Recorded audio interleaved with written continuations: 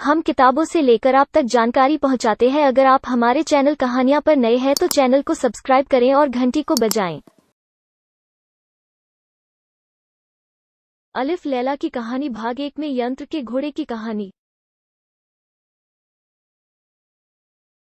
बादशाह सलामत, आपको यह मालूम ही है कि हजारों वर्ष से फारस में नौरोज यानी वर्ष का प्रथम दिवस बड़े हर्षोल्लास से मनाया जाता है। उसमें सभी लोग विशेषतः अग्निपूजक भांति भांति के नृत्यों और खेल तमाशों का आयोजन करते हैं। बादशाहों और सामंतों को उनके प्रशंसक और सहायक अच्छी अच्छी भेंटें देते हैं। देश विदेश की सुंदर और दुर्लभ वस्तुएं उन्हें भेंट में दी जाती हैं और बादशाह और अमीर लोग भी अपने वफादार साथियों और सेवकों को हजारों रुपए इनाम में देते हैं। पुराने जमाने में फारस का एक बादशाह नगर के बाहर मैदान में हो रहे नौरोज के उत्सव में भाग लेने के लिए गया।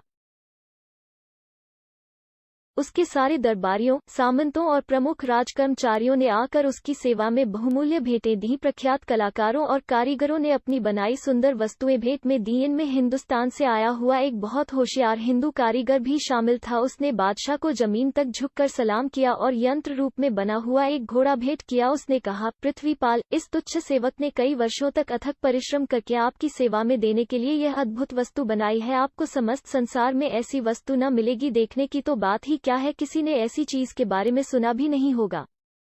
बादशाह ने त्योरी पर बल डालकर कहा, तुम इसे अद्भुत वस्तु क्यों कहते हो? यह तो केवल लकड़ी का बना घोड़ा है जिस पर तुमने सुनहरा रुपहला साज लगाया है। हमारे यहाँ के कारीगर इससे सुंदर लकड़ी का घोड़ा बना सकते हैं। मैं तो कोई खास बात इस घोड़े से नहीं देखता। कारीगर बोला, सरकार, मैं अपने घोड़े की गढ़न और सजावट की बात नहीं कर रहा। निश्चय ही रूप रंग में इससे अच्छे घोड़े बन सकते हैं, किंतु इस घोड़े में एक ऐसी अद्भुत कारीगरी का काम है जो कहीं देखने को नहीं मिल सकता। ऐसा घोड़ा मैं फिर निवेदन करता हूँ बनाने की कोई सोच भी नहीं सकता। इसमें ऐसे पेंच लगे हैं जिन्हें घुमाने पर मैं या कोई अन्य व्यक्ति जिसे मैं इसके यंत्रों के बारे में समझा दूं, इस घोड़े पर आकाश की सैर कर सकता है। यह घोड़ा चिड़ियों की तरह उड़ता है। यह इतना शीघ्रगामी है कि देखते देखते कोसों की यात्रा करके वापस आ सकता है। यदि आपकी अनुमति हो तो मैं इस पर बैठकर इसके करतब आपको दिखाऊं। बादशाह यह सुनकर बड़ा प्रसन्न हुआ। उसने ऐसी किसी चीज के बारे में सोचा तक नहीं था। उसने हिंदुस्तानी से कहा, दिखाओ इस घोड़े का कमाल। हिंदुस्तानी कारीगर बाईं रिकाब में पांव डाल उचका और घोड़े की पीठ पर बैठ गया।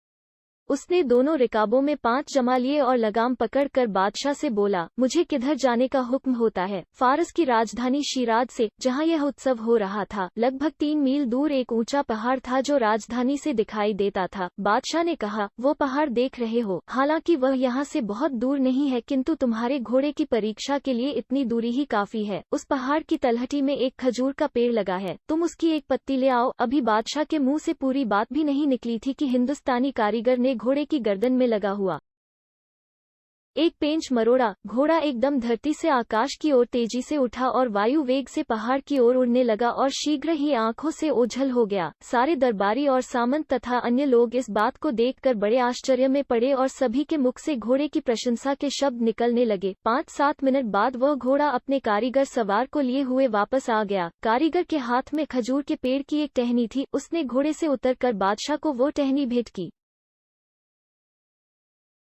बादशाह यह देखकर बहुत खुश हुआ। उसने हिंदुस्तानी कारीगर से उस घोड़े का दाम पूछा। कारीगर बोला, जगाधिपति, मैं इस घोड़े को बेचने के लिए नहीं लाया, किंतु यह मैं इस शर्त पर आपको भेंट कर सकता हूँ कि जो इच्छा मैं व्यक्त करूँ वो पूरी की जाए। बादशाह ने कहा, तुम क्या चाहते हो? हमारे देश में बड़े सुंदर प्रदेश और नगर हैं, तुम जहाँ का चाहो वहाँ का शासक तुम्हें बना दूं। कारीगर ने कहा, मुझे शासनाधिकार नहीं चाहिए, मेरी इच्छा इससे कुछ अधिक की है, किंतु उस इच्छा को बताने से पहले मैं आपसे यह वचन लेना चाहता हूँ कि आप नाराज नहीं होंगे और मुझे कोई दंड नहीं देंगे। बादशाह ने वचन दिया तो हिंदुस्तानी बोला, मैं राजकुमारी से विवाह करना चाहता हूँ। यह सुनकर दरबारी और सामंत क्रोध में भर गए, किंतु बादशाह को चुप देखकर वे भी चुप रहे। बादशाह का बड़ा पुत्र फिरोज शाह इस बात को सुनकर क्रोध से लाल हो गया। वो बादशाह से कहने लगा, आपने वचन न दिया होता तो मैं इस नीच कारीगर को सबक सिखाता। इसकी यह हिम्मत की अपनी हैसियत को भूलकर मेरी बहन से विवाह करना चाहता है। हम लोग किसी बादशाह को मुंह दिखाने योग्य नहीं रहेंगे।